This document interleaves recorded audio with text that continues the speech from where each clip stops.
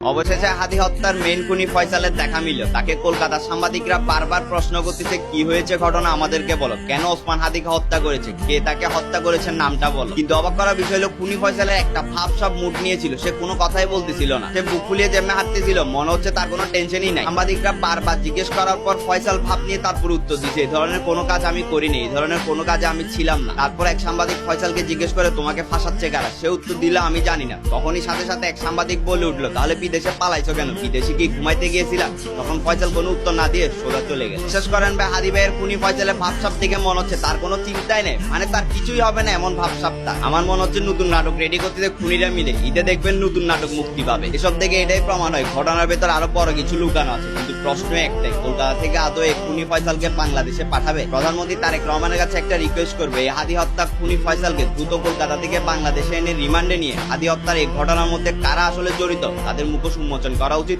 এবং এর একটা সুষ্ঠু সঠিক বিচার হওয়া উচিত। আপনারাও যদি আমার সাথে একমত থাকেন তাহলে কমেন্টে লিখে যাবেন বিচার চাই, আর ভিডিওটা বেশি শেয়ার করে দেন, কারণ প্রতিবাদ চালায় যেতে হবে।